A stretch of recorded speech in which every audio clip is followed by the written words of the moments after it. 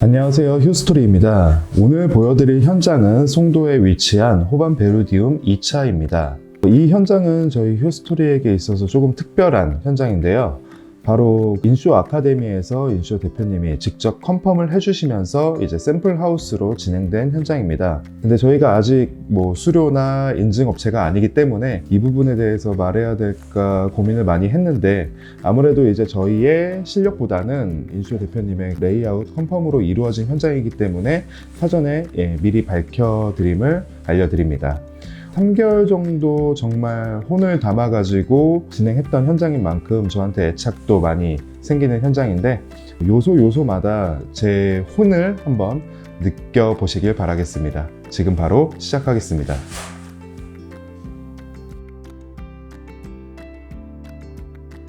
이곳은 부엌입니다. 고객님께서 원하셨던 대면형 아일랜드를 널찍하게 뽑았는데요.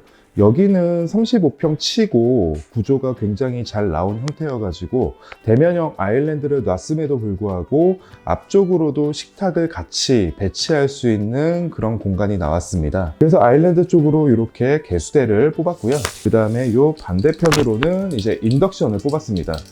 인덕션을 만약에 아일랜드 쪽으로 뽑게 되면은 이제 천장에 후드가 달리기 때문에 그런 부분에서 좀 조잡해 보이진 않을까, 이런 걱정이 좀 있었습니다. 그래서 이렇게 본주방 쪽으로 인덕션을 옮기면서 이 도어 라인을 동일하게 제어해 줬습니다.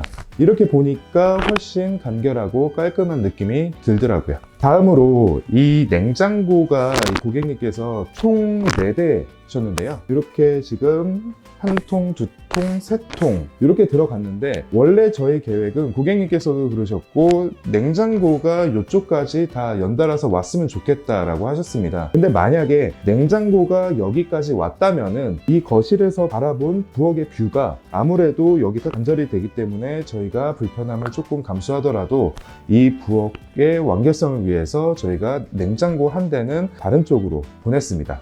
이쪽 냉장고 장을 보시면은 보통 이 냉장고와 냉장고 사이로 이제 칸을 갈라가지고 이제 플랩장 형태로 만드는 경우가 많은데요.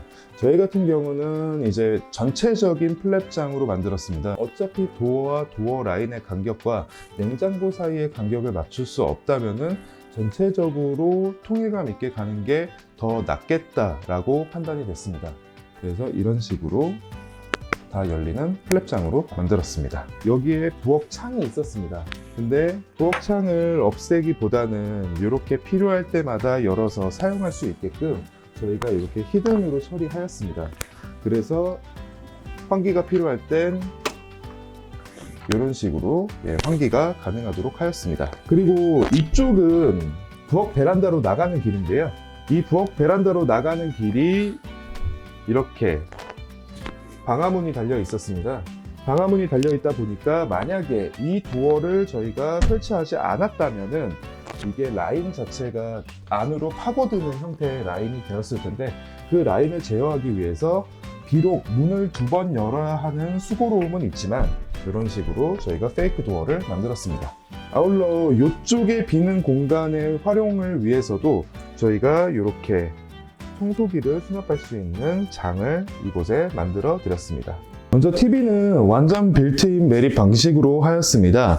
빌트인 방식으로 매립하기 위해서는 설치 기사님들의 이제 손가락이 들어갈 수 있을 정도의 유격이 필요해서 저희는 TV의 외경보다 양쪽으로 각각 2cm씩 늘렸습니다. 그렇기 때문에 설치하는 데 있어서도 전혀 문제가 없었고요. 깔끔한 느낌을 구현할 수 있었습니다. 그리고 전체적으로 이 집이 도장인데, 만약에 올 화이트로 했었다면은 이 집의 포인트가 전혀 없을 거라고 판단이 되었습니다. 아까 보셨던 부엌 라인부터 이쪽 라인까지 전체적으로 이제 필름으로 저희가 작업을 해서 매지 라인을 넣어서 포인트로 주었습니다. 그 다음에 이 집의 주등은 사실 복도 쪽으로 쭉 이어지는 라인 조명인데, 라인 조명만으로는 조도가 많이 부족할 거라는 걱정을 많이 하셨습니다. 이 집에는 이제 가족 구성원이 어린 자녀분들이 있기 때문에 조금 더 밝은 분위기를 원하셨습니다. 이제 기존의 그 우물 천장에서 저희가 양쪽 폭을 각각 줄여서 우물 천장에 간접등을 같이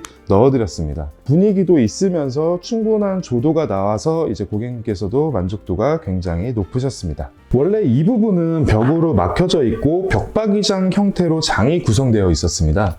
전체적으로 공간 자체는 넓지만 좀 답답한 느낌이 드는 건 어쩔 수 없었습니다. 저희는 이 벽을 허물고 이쪽으로 통로를 내었는데요. 아까 말씀드렸던 그 냉장고 한 대는 이제 이곳에 배치가 되었고요.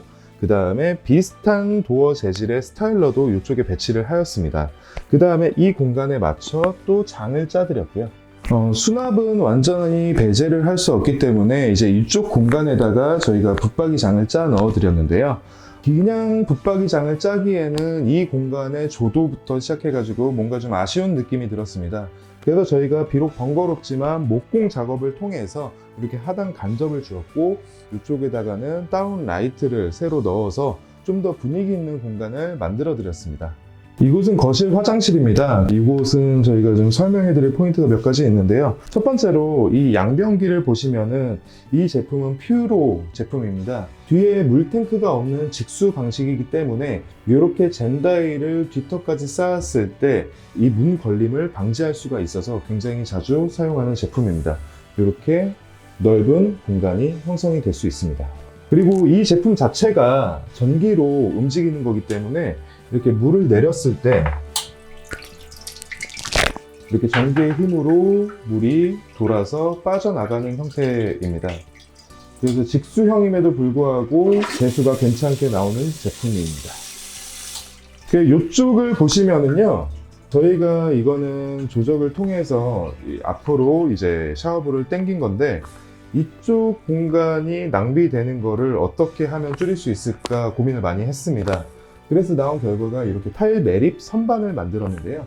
이런 식으로 두 칸을 생성을 해서 고객님께서 뭐 샴푸나 바디워시라든가 이런 목욕 용품들을 수납할 수 있게끔 저희가 이렇게 만들어 드렸습니다. 이곳은 안방입니다. 안방은 저희가 요즘 자주 하는 스타일인 이런 침대 헤드월을 제작을 해드렸고요. 그 다음에 양쪽으로는 콘센트를 뽑아서 미리 기존에 협의된 침대 사이즈만큼 넓혀서 콘센트를 신설해 드렸습니다. 콘센트 같은 경우는 사실 침대 쪽에서 휴대폰 충전이라든가 전자기기들 이런 것들을 쓰면서 필수이기 때문에 아무래도 양쪽으로 하나씩 있어주면 생활하는 데 있어서 많이 편리하실 거예요. 이 반대편엔 마찬가지로 헤드월에서 쓰였던 필름과 동일한 재질로 이렇게 블라인드 턱을 만들어 드렸습니다. 기존에는 이 천장 쪽에 이제 블라인드 턱이 있었는데요. 이 천장과 이쪽 천장으로 블라인드 턱이 생기면서 블라인드를 만약에 설치하려면 정말 창문만 가려야 되는 그런 상황이었습니다. 근데 이제 아무래도 이쪽만 블라인드가 생기는 것보다는 좌우로 전체적으로 블라인드가 생긴다면은 훨씬 괜찮을 거라고 판단이 되어서 천장을 절개를 하여서 벽과 벽으로 전체적인 블라인드가 형성할 수 있는데 이제 기존 사전 작업을 하였습니다.